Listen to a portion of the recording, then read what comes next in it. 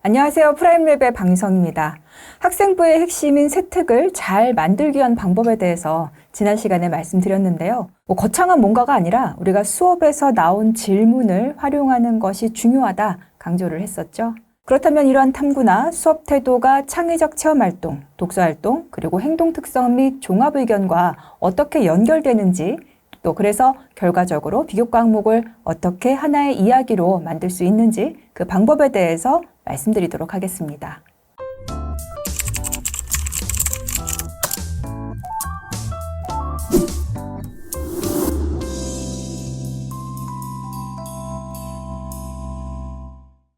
비교과 상담을 하다 보면 간혹 이런 학생부를 만나게 되는데요.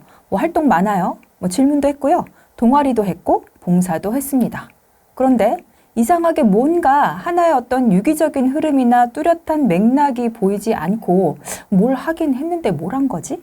학생에 대한 뚜렷한 뭔가가 읽히지 않는 경우가 있죠. 이렇게 비교과 활동이 흩어지는 이유는 뭘까요? 바로 각각의 항목을 따로따로 관리했기 때문입니다. 세특은 세특대로, 동아리는 동아리대로, 독서는 독서대로. 그런데 학생부는 그렇게 읽히지 않거든요.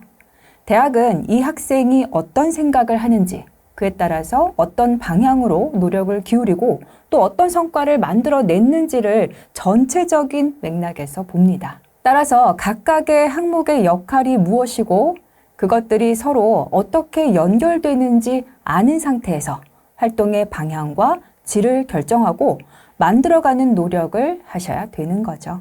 그럼 학생부 항목들이 각각 어떤 역할을 하는지 먼저 정리를 해보도록 하죠. 우선 세특의 경우는 학생이 수업 시간에 어떻게 생각하고 또 어떻게 배웠는지를 보여주는 기록입니다. 다시 말하면 이 수업에서 학생의 사고 수준을 보여주는 기록이라는 거죠. 그런데 세특이 보여주는 게 학생의 사고 수준이라면 탐구가 보여주는 건 그 다음 단계라고 할 수 있거든요. 그 생각을 그냥 두지 않고 끝까지 밀어붙여서 행동으로 옮겼는가에 대한 기록이 탐구라는 거죠. 또 독서의 경우는 학생의 생각의 근거와 깊이를 부여하는 일종의 장치인데요. 내가 한 생각이 단순히 혼자만의 생각이 아니라는 걸 증명하는 근거라고 볼 수 있습니다. 그래서 독서는 몇 권을 읽었는지 그 양이 중요한 것이 아니라 이 사고를 뒷받침하는 논리적 자료의 역할이다 라고 생각하시면 되겠습니다. 그리고 우리가 창체라고 하는 창의적 체험활동의 경우는 이 수업에서 보인 학생의 태도가 수업 이외의 영역에서도 동일하게 드러나는지를 확인하는 영역이고요. 마지막으로 행동 특성 및 종합의견의 경우는 학생부 전체의 진정성을 확인하는 영역이기 때문에 이 다른 영역에 기록된 내용들이 일회성이 아니라 학생의 일관된 태도임을 확인하고 검증하게 됩니다.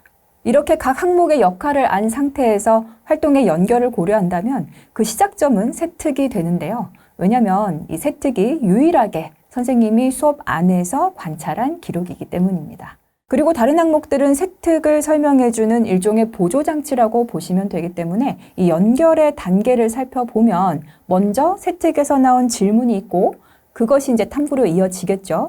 또 수업 중에 생긴 의문을 좀 더 알아보기 위해서 또 다른 조건에서 확인하기 위해서 확장되는 그 과정을 거칠 거기 때문에 탐구가 자연스럽게 세특의 내용을 보강하게 됩니다. 그런데 탐구를 하다 보면 사실 반드시 막히는 지점이 나오게 되는데요.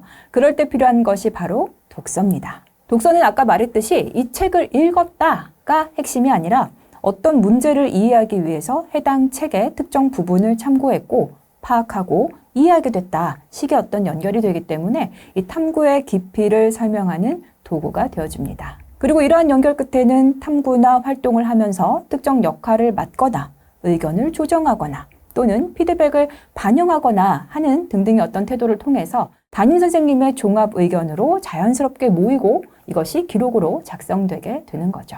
예를 들어 보겠습니다. 자, 과학 수업에서 실험 결과에 대한 질문이 생깁니다. 그리고 그 질문을 정리해서 조건을 바꿔가면서 확인을 하고요.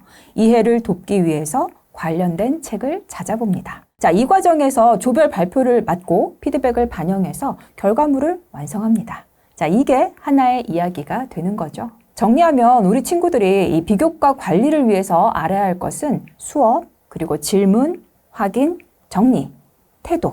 이 순서를 기억하고 실천의 노력을 다 하셔라 라는 겁니다. 비교과는 이거저거 많이 하는 게 중요한 게 아니라 이 연결성을 갖고 이어서 붙이되 그 스토리 속에서 나의 역량을 뚜렷하게 보여줄 수 있도록 하는 겁니다. 오늘 영상은 여기까지고요. 다음 시간에는 학년별 학생부 관리 로드맵에 대해서 이야기 나눠보도록 하겠습니다. 그럼 안녕!